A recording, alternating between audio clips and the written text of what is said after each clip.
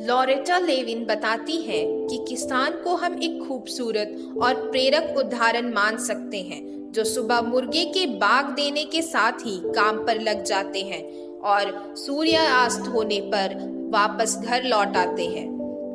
उनके प्रेरक बनने का कारण उनका प्रकृति के साथ मिलकर कार्य करना, जहां उच्च स्तर के दैवी अनुशासन का पालन किया जाता है। प्रकृति किसान को हर रोज नए रूप में प्रेम व प्रसन्नता प्रदान करती है। नेपोलियन हिल लिखते हैं, 17 सिद्धांतों की शक्ति केवल सिद्धांतों में निहित नहीं है, उनके लागू होने और सदुपयोग में है।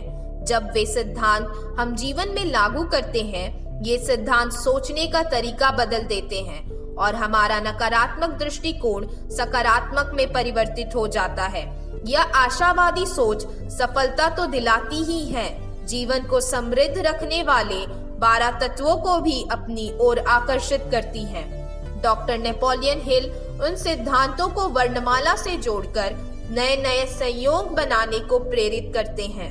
मान लीजिए अक्षर अ आपके कुछ अधिक करने का प्रतीक है, तो एक कागज पर अ से कोई ऐसा वाक्य लिखिए जो आपको कुछ अधिक करने को प्रेरित करे। उसके बाद आ, ई आदि पूरी वर्णमाला के समक्ष छोटे छोटे वाक्य लिखें और कार्य करना आरंभ कर दें। उदाहरण सुनिए। अ, अपनी मेज को मैं ऐसे रखूंगी कि आसानी से काम कर सकूं। आज कंप्यूटर पर रोज के कार्य को व्यवस्थितता से फोल्डर में रख दूंगी।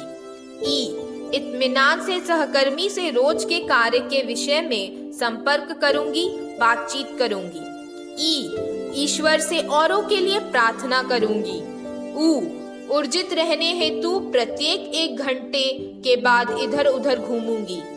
अब इसी तरह वर्णमाला की अपनी सूची बनाइए जिसमें लाभकारी दिनचर्या की चर्चा हो। स्वयं के साथ विचारावेश कीजिए जब तक वर्णमाला पूरी नहीं हो जाती। जब आपका एक उद्देश्य पूरा हो जाए तो अपने अंतर्मन से अगले लक्ष्य के बारे में पूछिए। आपको तुरंत उत्तर मिलेगा। आपको परिणाम केवल कर्म करते रहने में मिलेगा, केवल उसके बारे में सोचने या चिंतन करने में नहीं। इन छोटे छोटे अभ्यासों से अपने लक्ष्य की ओर बढ़ना आरंभ कीजिए। ये आपको जीवन में बहुत काम देंगे।